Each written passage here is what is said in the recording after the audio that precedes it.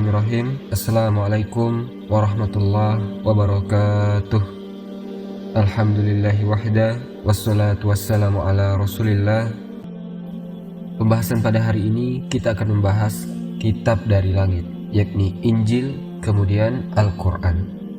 Injil yang diturunkan kepada Isa alaihissalam dan Al-Quran yang diturunkan kepada Muhammad sallallahu alaihi wasallam.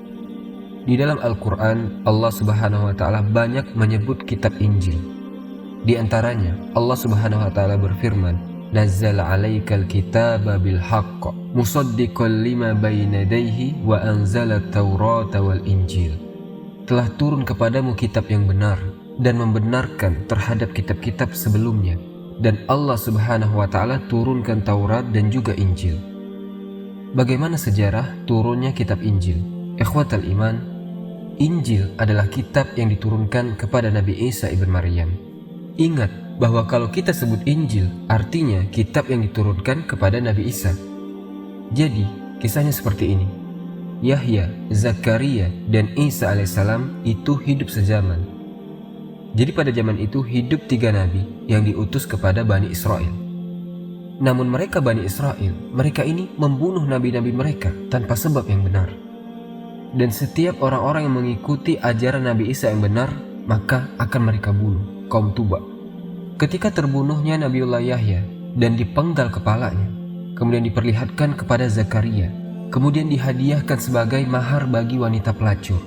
Kemudian orang-orang Romawi takut bahwasanya Nabi Zakaria menggerakkan kaumnya, maka mereka pun membawa pasukan besar untuk membunuh Zakaria alaihissalam. Zakaria tahu akan dibunuh, maka ia lari ke hutan. Di tengah hutan ada sebuah pohon. Kemudian pohon itu terbelah dan Nabi Zakaria masuk ke dalam pohon itu. Kemudian pohon itu tertutup kembali. Sayangnya ketika Nabi Zakaria masuk ke dalam pohon itu, rupanya datang iblis laknatullah. Iblis ini melihat, oh, Zakaria masuk ke dalam pohon. Kemudian bajunya ini tidak masuk semua. Ada sedikit baju yang nyempil. Jadi ketika pohonnya rapat kembali, baju itu keluar sedikit. Dan iblis tahu. Ketika pasukan datang nyari ke hutan sana dan sini tidak ketemu, akhirnya kemudian iblis pun menjelma sebagai manusia dan mengatakan, kalau kalian mencari Zakaria, aku kasih tahu di mana dia berada. Tuh, dia di pohon sana. Gergajilah pohon itu, maka kalian akan berhasil membunuh Zakaria. Akhirnya digergajilah pohon itu oleh mereka, dibelah, dan pohon itu pun terbelah-belah. Akhirnya keluar darah dan Allah takdirkan Zakaria meninggal di dalam pohon itu. Lihat bagaimana anak dan bapak, keduanya nabi, dibunuh dengan cara sadis oleh orang-orang Yahudi pada zaman itu. Apa cukup sampai di situ? Tidak. Nabi Isa alaihissalam kan masih hidup. Akhirnya setelah dia berhasil membunuh Yahya dan juga membunuh Zakaria, targetnya sekarang adalah Isa ibnu Maryam. Karena dipikir raja, tidak mungkin Isa diam saja. Pasti dia akan memberikan pengaruh, itu kata raja. Akhirnya diperintahkan juga untuk membunuh Isa alaihissalam. Raja memerintahkan bunuh dan salib dia. Isa pun diburu, dikejar. Akhirnya dikepunglah rumah Isa ibn Maryam yang ketika itu Isa sedang bersama Hawariyun. Kemudian Isa mengatakan kepada Hawariyunnya, siapa di antara kalian yang mau Allah jadikan wajahnya serupa dengan wajahku, maka dia akan bersamaku kelak di surga. Maka yang paling mudah mengatakan, ana ya Nabiullah. Maka akhirnya Isa berdoa kepada Allah, diusaplah wajahnya oleh Isa, kemudian wajahnya persis mirip dengan Isa ibn Maryam. Dan Isa pun naik ke langit. Mereka menyaksikan Hawariyun Isa naik ke langit dan menghilang. Juga ada yang mengatakan Isa memerintahkan Hawariyun yang lainnya untuk menyebar, pergi, menghindar dan disuruh mendakwahkan Injil agar ajaran Injil ini kemana-mana. Tetapi setelah mereka pergi, yang ada di rumah itu cuma hanya ada 2 orang. Isa alaihissalam dengan salah satu muridnya yang diserupakan wajahnya dengan Isa. Maka Isa kemudian oleh Allah ditidurkan. Inni mutawafika. Ya Isa, aku wafatkan. Mutawafih di sini artinya Allah tidurkan, bukan Allah matikan. Makanya doa setelah tidur, alhamdulillahillazi ahyana ba'dama amatana wa ilaihin nusyur. Alhamdulillah, segala puji bagi Allah yang telah menghidupkan dari kematian. Berarti mati tidak harus hilang nyawanya. Tidur itu disebut akhul maut, mati juga. Maka kalimat inni mutawafika wa rafi'uka ilayya, sesungguhnya aku wafatkan, yaitu aku tidurkan, dan aku angkat engkau wahai Isa. Ketika Allah sudah angkat Nabi Isa ke langit, datanglah para tentara itu dikepung. Kemudian ditangkaplah orang yang menyerupai Isa alaihissalam. padahal itu adalah murid setianya Nabi Isa, kemudian dibunuh dan disalib. Maka orang Yahudi mengatakan, qatalnal Masiha ibnal Maryam, kami sudah membunuh Al-Masih Isa bin Maryam. Allah bantah, wa ma qataluhu wa ma salabuhu walakin syubbiha lahum bal rafa'ahu Allahu ilas sama. Mereka tidak membunuh Isa, mereka tidak menyalib Isa, bahkan yang dibunuh dan yang disalib yang diserupakan Isa. Bahkan Isa diangkat ke langit. Lihat, sekaligus 3 nabi jadi target Yahudi. Kalau Allah tidak angkat Nabi Isa ke langit, tentu Isa pun menjadi sasaran pembunuhan orang-orang Yahudi. Tetapi sudah kudrat, artinya kehendak Allah, bahwa seorang Rasul tidak mungkin mati dibunuh, karena Rasul itu membawa syariat baru. Tidak mungkin Nabi yang membawa syariat baru, Rasul maksudnya, dibunuh, tidak mungkin. Makanya lihat para ulul azmi minar Rasul, mereka tidak mati dibunuh, supaya bisa menyebarkan risalahnya. Dan para ulama mengatakan ketika Isa naik ke langit, maka Isa sudah menyampaikan seluruh risalah Injil kepada kaumnya. Artinya ketika diangkat itu, sudah tidak ada beban lagi menyampaikan Injil. Kemudian oleh Allah diletakkan di langit kedua bersama ruhnya Yahya ibn Zakaria. Ikhwatal iman rahimani wa rahimakumullah. Ketika kemudian murid-muridnya Isa ini terpencar ke sana kemari, maka disinilah kemudian murid-murid Hawariyun inilah, menurut Syekhul Islam Ibnu Taimiyah rahimahullah ta'ala, yang bernama Matta dan Yohanes. Matta dan Yohanes, dialah yang kemudian menulis Injil dari pengajaran Isa kepadanya. Jadi, apa yang diajarkan Isa kepada dia ditulis oleh Matta dan Yohanes ini. Makanya kemudian Injil disebut Injil Matta dan Injil Yohanes. Kemudian, di antara Hawariyun yang lain, mereka punya murid-murid lagi. Ada yang mengatakan bahwa murid-muridnya adalah Lukas dan Markus. Lukas dan Markus ini, dia bukan Hawariyun. Mungkin di dalam Islam, dia ini bukan sahabat, tapi adalah tabi'in, yaitu generasi keduanya. Mereka pun akhirnya mencatat apa yang mereka dengar dari murid-murid Isa ibn Maryam. Akhirnya kemudian, pada saat itu jadilah 4 Injil. Kemudian yang 2-nya lagi ditulis oleh murid-muridnya Hawariyun. Dan 4 Injil inilah yang menjadi rujukan semua orang Nasrani. Walaupun di sana ada Injil-Injil yang lain yang ditulis oleh orang-orang belakangan, tetapi tidak diimani, hanya dijadikan referensi saja. Seperti umpamanya Yudas, Injil Maria, Injil Barnabas, dan macam-macam Injil. Karena ada 40 Injil masalahnya. Tapi yang diimani ketika itu cuma 4. Karena 4 inilah yang ditulis oleh Hawariyun langsung. Yang 2 muridnya Isa, dan yang 2 lagi murid dari muridnya Nabi Isa yang kita kenal dengan Injil Matta, Lukas, Yohanes, dan juga Markus. Ini 4 Injil disepakati dan diimani. Ini 4 Injil disepakati dan diimani. Tapi Injil-Injil yang lain cukup dijadikan referensi saja. Dari sini maka kita katakan bahwa Injil ini sebenarnya terputus sanadnya dalam penisbatan tulisan Injil-Injil kepada Isa. Karena tidak ada Injil Isa, umpamanya Injil Yesus, tidak ada. Tetapi dinisbatkan kepada penulisnya. Injil Matta dari Matius, karena dia yang menulis. Kemudian Lukas, kemudian Yohana atau Yohanes, kemudian Markus, jadi dinisbatkan kepada penulisnya.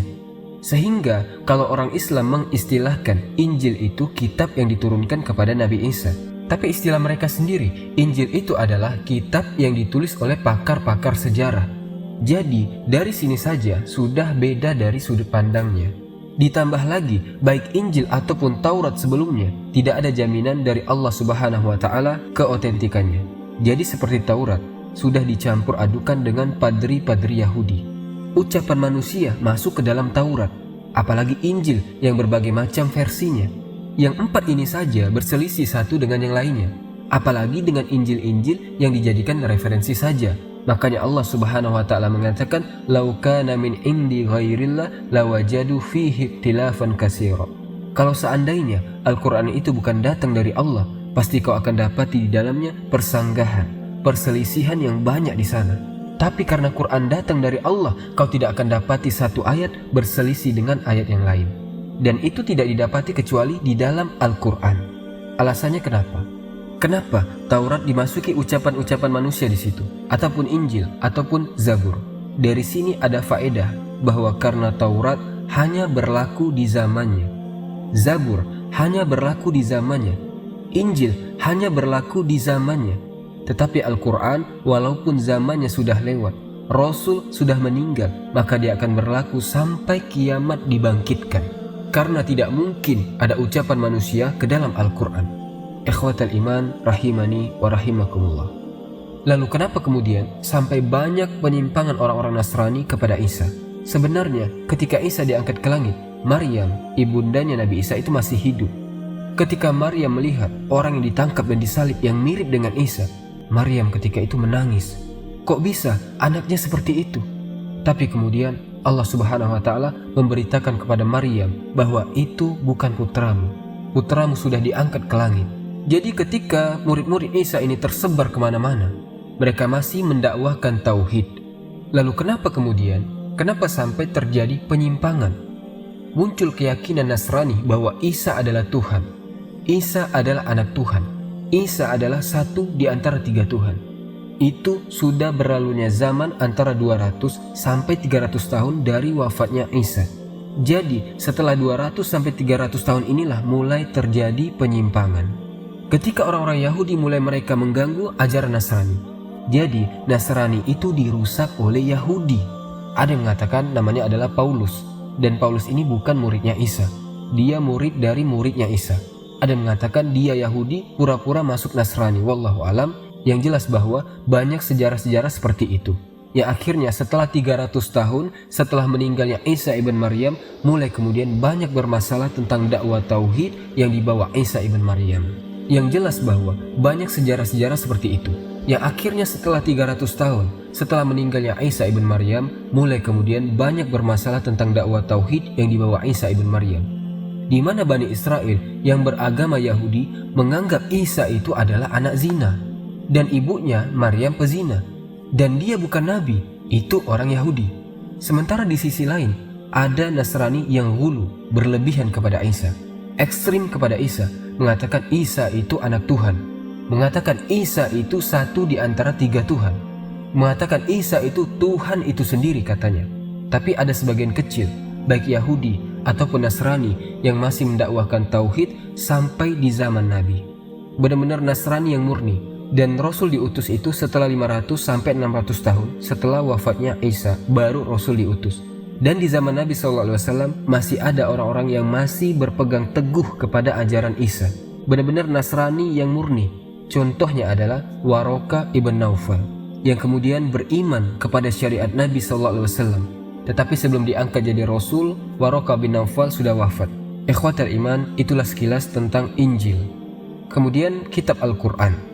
Turunnya Al-Quran ketika Nabi SAW berusia 37 tahun. Rasulullah ketika itu sedang berada di puncak karirnya. Kekayaannya melimpah. Orang-orang menghormati dan menghargai. Sudah ada anak-anak yang banyak. Bisnisnya yang cemerlang. Artinya di usia itu Rasul lagi betul-betul di atas puncak karirnya. Tetapi Nabi SAW mulai gelisah apabila melihat kebiasaan orang-orang Quraisy yang semakin hari semakin zalim, yang kuat menindas yang lemah. Belum lagi minum khamar, berzina, menyembah berhala dan seterusnya. Fitrahnya menolak. Maka akhirnya Nabi SAW senang berkhalwat. Rasul suka menyepi dan menyendiri. Terkadang Nabi datang ke Mina, terkadang sebulan di Mina. Terkadang datang ke Musdalifah, sebulan di sana. Ketika usianya di 40 tahun, akhirnya Nabi pun menemukan satu tempat di atas ketinggian Mekah yang disebut dengan Jabal Hira. Di situ ada gua yang disebut dengan Gua Hira. Disitulah Nabi SAW berdiam diri. Ikhwatal iman, ketika di 10 hari akhir Ramadan, ada yang mengatakan di tanggal 27, ada yang mengatakan di tanggal-tanggal ganjil, wallahu alam, maka Jibril datang dalam bentuk manusia yang gagah. Kemudian masuk ke dalam gua. Dan ingat bahwa Rasul tidak kaget dengan kedatangan Jibril. Kenapa? Karena sebelum Nabi SAW mendapatkan wahyu kenabian itu, Rasul selalu bermimpi. Dan mimpinya itu kalfalaki subhi, seperti falak subuh. Jadi malam ini mimpi, besoknya jadi kenyataan. Setiap mimpi menjadi kenyataan. Jadi kedatangan Jibril ke dalam gua pun sudah dimimpikan Nabi. Tiba-tiba kemudian Jibril memeluk Rasulullah SAW, kemudian membisikkan di telinganya, Iqra ya Muhammad, baca wahai Muhammad. Tetapi Nabi SAW mengatakan, ma'ana biqari'in, aku tidak bisa membaca. Kenapa Rasul mengatakan aku tidak bisa membaca? Karena yang dipahami Rasul suruh baca. Rasul tidak bisa baca, tidak bisa nulis.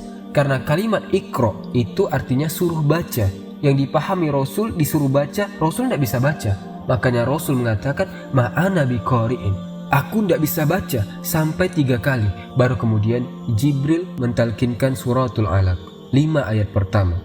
Iqra ya Muhammad, Iqra bismi rabbikal ladzi khalaq, khalaqal insana min 'alaq, Iqra wa rabbukal akram, allazi 'allama bil qalam, 'allamal insana ma lam ya'lam. Inilah 5 ayat pertama di dalam Al-Quran yang turun kepada Nabi SAW. Baru setelah itu turun Mudassir, pengangkatan beliau menjadi Rasul. Kalau Al-Alaq, pengangkatan beliau menjadi Nabi. Dalam bahasa ahli sejarah, diangkat jadi Nabi dengan Al-Alaq dan diangkat jadi Rasul dengan Al-Mudassir.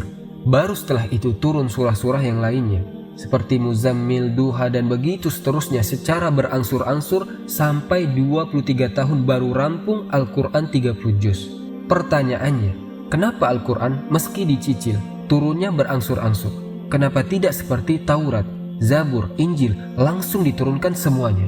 Al-Quran tidak, dicicil berangsur satu ayat, 13 tahun di Mekah, 10 tahun di Madinah, 23 tahun baru rampung 30 juz. Alasannya adalah untuk membedakan Al-Quran dan kitab-kitab sebelumnya. Kenapa kemudian Quran itu mufarriqo, turun secara berangsur-angsur? Biar semua problem manusia itu terjawab dalam Al-Quran. Karena ketika Allah turunkan ayat per ayat itu disesuaikan dengan peristiwa dan kejadian. Sementara peristiwa dan kejadian itu akan berulang, ada kemiripan sampai hari kiamat. Sehingga tidak ada sebuah pertanyaan kecuali ada jawabannya di dalam Al-Quran. Itulah kenapa alasan Al-Quran itu turun berangsur-angsur, berbeda dengan kitab-kitab sebelumnya. Maka disinilah Allah Subhanahu wa Ta'ala berfirman, di antara ciri orang yang bertakwa adalah orang-orang yang beriman yang diturunkan kepadamu, yang diturunkan kepada Rasul, maksudnya Al-Quran. 1. Yang kedua, hadis. Ingat, hadis pun itu diturunkan oleh Allah kepada Rasul, karena Nabi SAW tidak pernah mengucapkan dengan hawa nafsunya. Wa ma yantiqu anil hawa in huwa ila wahyun yuha. Rasul itu tidak ngomong dengan hawa nafsunya.